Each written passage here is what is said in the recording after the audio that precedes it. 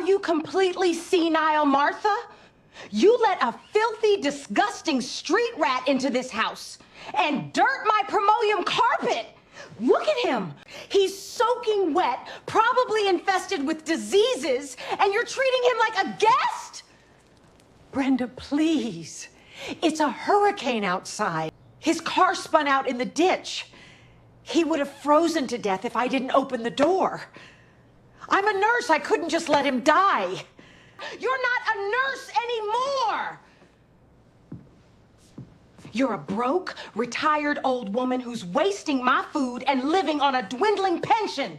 This house is the only asset this family has left, and you're letting a common criminal sit on my future inheritance? Brenda violently snatches the warm mug of tea out of David's shaking hands and throws it across the room. It shatters against the wall. Get out! Get out of this house right now before I call the police and tell them you're an intruder. You have exactly 2 minutes. And Martha, if you don't throw this trash out into the storm, I am signing the papers for that state-run asylum. Tonight! You'll be in a locked ward by morning. Martha is weeping, shielding David, while Brenda stands over them like a predatory bird. How can you be so heartless? My son, if my son were still alive, he would never let you treat me this way.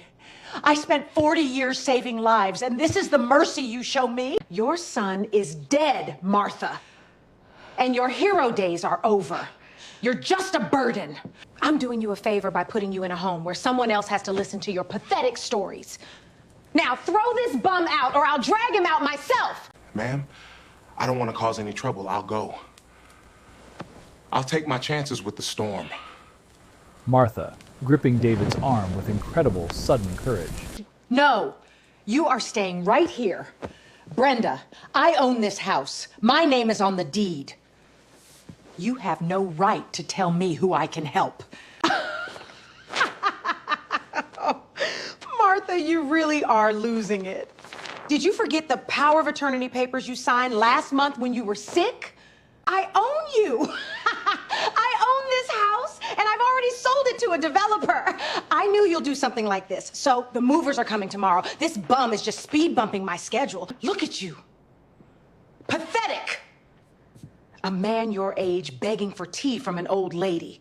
You're a loser, a parasite, a zero with absolutely no dignity left. You probably crashed your car on purpose just to find a house to rob. Get your filthy feet off that rug and get out! David slowly stands up. He is taller than he looked while huddled. He drops the blanket. He isn't a billionaire. He doesn't have a hidden suit. He's wearing a simple, worn-out work uniform with a logo that says, City Utilities, Emergency Response. He looks Brenda dead in the eye with a look of absolute, terrifying recognition.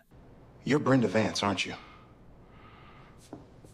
The owner of Vance Luxury Home Care?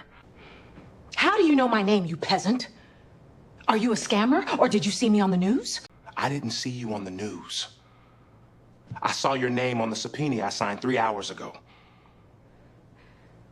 What subpoena? My name is David Miller. I'm the chief investigator for the State Department of Elder Protection. I was on my way to the station with the evidence of your luxury home care fraud when the storm hit.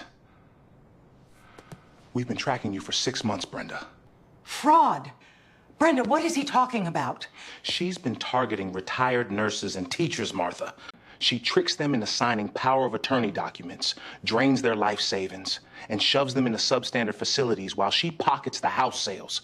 It's a systemic, soulless scam. Brenda, backing away. You're lying! You're just a utility worker! You can't prove anything! That badge is fake! It's not fake. And neither is the GPS tracker on my government vehicle. I've been recording this entire conversation on my body cam for my own safety. The way you just admitted to tricking Martha into signing those papers, that's called a confession. Suddenly, the blue and red lights of a police cruiser reflect through the rain-streaked windows. The sirens wail. 2 officers sprint up the porch steps. Wait, please! I'll give the house back. I'll shred the papers. Martha! Tell him I'm family. Tell him it was a misunderstanding. I have a reputation. If this goes public, I'll be ruined. I'll lose everything. You already lost everything the moment you thought kindness was a weakness. You didn't just target a broke old woman. You targeted a woman who saved my father's life 20 years ago in the ICU. I recognized her the second she opened the door. Your father? I'm sorry, I've seen so many faces in the hospital. 20 years ago, St. Jude's cardiac wing. My father, his name is Jonathan Miller. He had a massive heart attack on the night of the Great Blizzard. The surgeon said he wouldn't make it to midnight. The Miller case, I remember. The roads were blocked. The specialist couldn't get to the hospital. I stayed in that room for 30 hours straight. I hand pumped his oxygen when the backup generator failed. I told him he couldn't leave yet because his son was in the lobby.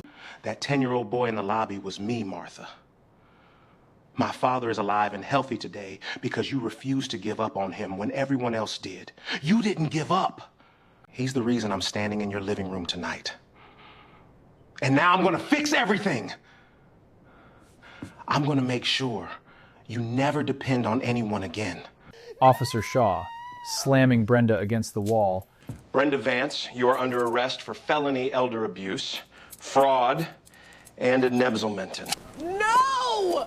This isn't fair! I'm a successful businesswoman! You can't do this to me! The police shove her into the back of the cruiser. The ultimate grounded karma has been served. The predator has become the prey. David turns back to Martha. He gently picks up the shattered pieces of the mug and helps her sit down. He isn't offering her a job or $1 million. Martha, the state is going to void every single document she forced you to sign. Your house is yours, your pension is safe, and since I'm the head of this department, I'm personally overseeing your protection from now on. I was so scared, David. I thought I was all alone. As long as there are people like you who open their doors in a storm, you will never be alone. Kindness always finds its way back home. The storm begins to fade. The sun starts to peek through the clouds.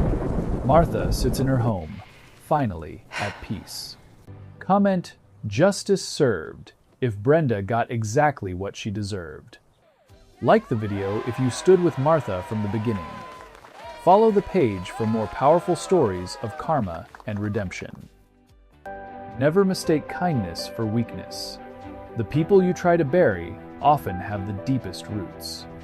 True character is revealed in a storm. Martha showed that true kindness means helping others when there's nothing to gain. David proved that gratitude, integrity, and justice never fade with time. Brenda revealed how great cruelty and selfishness can destroy a person from within. In the end, character, not wealth, status, or power, determined everyone's fate. Kindness earned respect, justice restores peace, and greed led to ruin. If you enjoyed the video, don't forget to subscribe us on Kindness Short Film.